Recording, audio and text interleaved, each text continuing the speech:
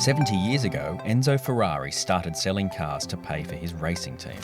It took McLaren a little longer, but the wait was worth it, with McLaren Automotive kicking off as a proper car maker in 2010.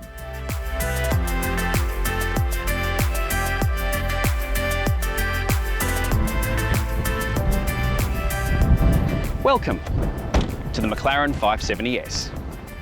McLaren had been racing for decades when, in 1992, team principal Ron Dennis and famed designer Gordon Murray sketched out McLaren's first road car, the truly epic F1. They did it in an airport lounge on the way home from the Italian Grand Prix. True story. Things got a bit wobbly and a global economic downturn meant that the F1 didn't complete its planned production run. Just 106 were made. Here's a fun fact about the McLaren Production Centre, or what you and I would call a car factory. When Ron Dennis sat down with the designers and the whole team that were building the place, he asked how big it was going to be, and they said it would be 100 metres by 200 metres. He came back a couple of days later and said, no, you can't do it that way, because he worked out that if they did it at those exact dimensions, they would have to cut the tiles on the floor to make it work. Ron doesn't like cut tiles. Let's face it, who does? So that's how the McLaren factory came to be 198 by 99 metres. That's obsessive. Today, McLaren has three distinct lines of car: Sport, Super Sport and Ultimate. The P1 and the Senna are part of the Ultimate line, the 650, 675 and their replacement, the 720S, are Super Sports, and the 540C is part of the Sport lineup.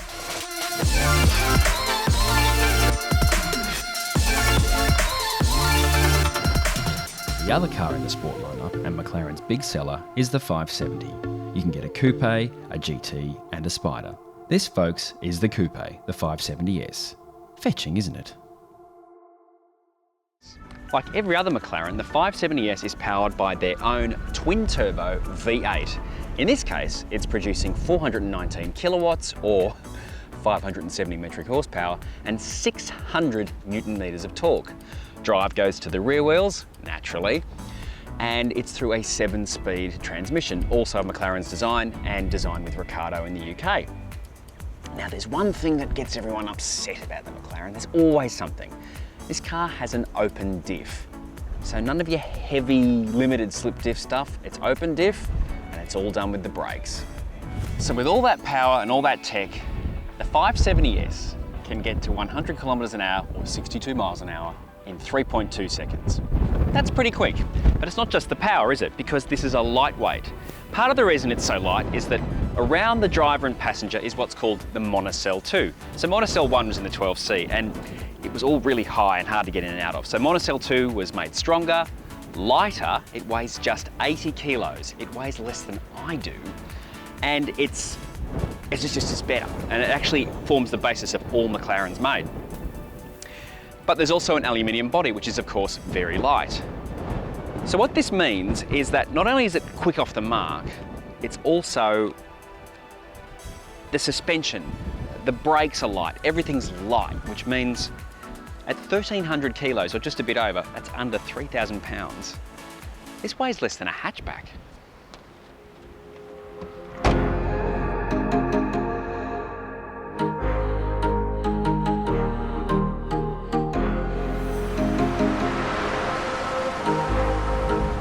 This thing rides amazingly.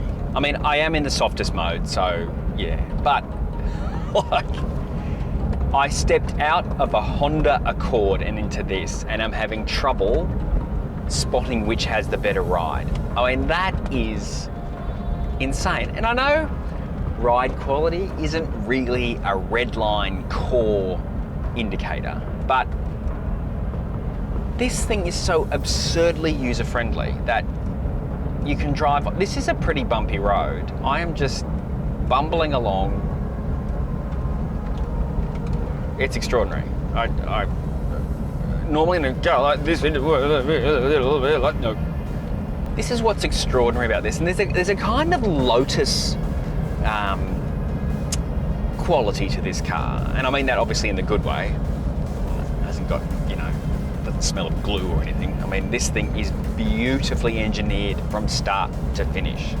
There's no shortcuts in this car. Everything is McLaren in here, right down to the entertainment system, which is called Iris.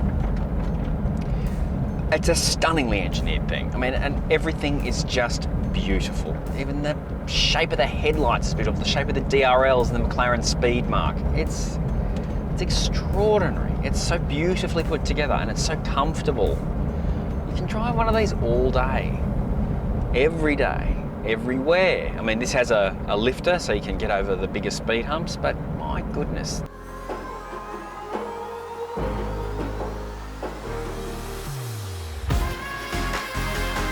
The adaptive damping in this is super impressive. The torque vectoring diff, honestly, if people hadn't told me this had an open diff with torque vectoring, I would have gone, it's just a really good diff, because a diff really does make a huge difference in a car. So yeah, no, it's quite something.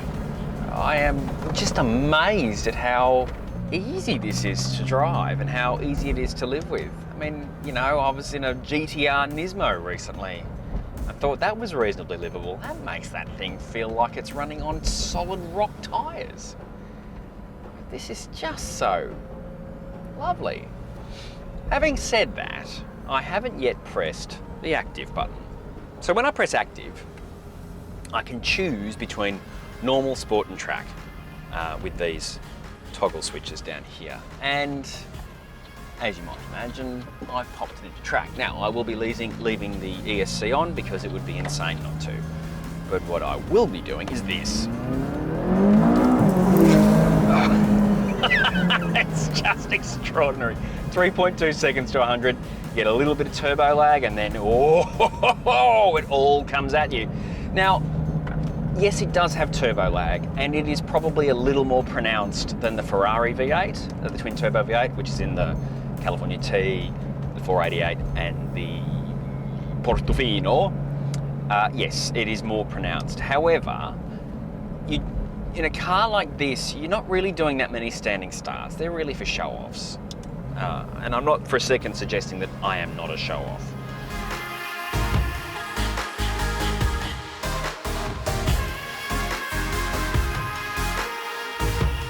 The throttle response is just tremendous.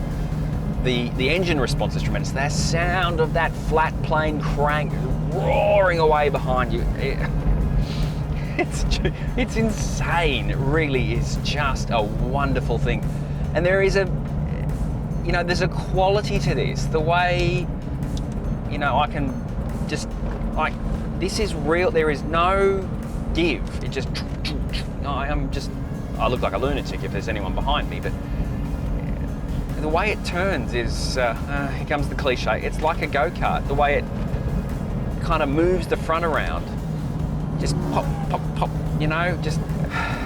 One thing that's nice about the steering is that it's hydraulic, believe it or not. So, I love doing this. It's just, you can really get a sense of how many G's this thing. And you know what this has got? It's got one of those, I'm sorry, I'm digressing from the steering. It's got the feel of a car that even at low speeds is good. And I think I said that about the Audi R8 Spider. You understand its potential. So the steering. It's not Ferrari light. Few things are. But it's got so much feel. It's just got a really lovely... The skill in its communication is evident. You don't get stuff you don't need to know through this. You get everything you do need to know. Like, I know what type of surface I'm on. I know that I've got a fair amount of grip available to me just with a little wiggle. And this hydraulic steering, it really is perfectly weighted. It just feels right. And as the front's loading and unloading through the corners and the rear is wanting to kick out, you just know that a quick whoop and you're fine. It really is quite something. It's just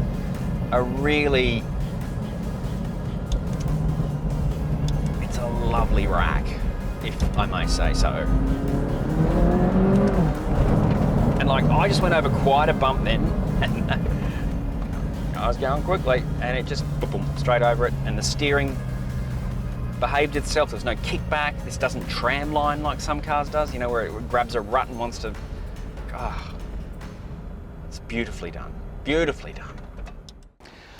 I've been a McLaren fan since I was a boy, and I was absolutely captivated by the F1. I loved the purity of its design and the fact that there were no compromises, bar one tiny thing, the switch that turned the light on when you opened the rear engine cover. I mean, and the company went through a few hard times and they came back in 2010 with the 12C, and the 570S, look, it's a dream come true for someone like me to be able to drive this and say, yep, I've driven a McLaren, and I've driven a car that I've built up in my head, and it's part of the dream. And driving this car it's an astounding thing.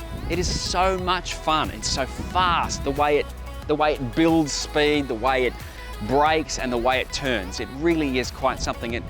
It's different to all the other cars. So yeah, I really like it. You should get one.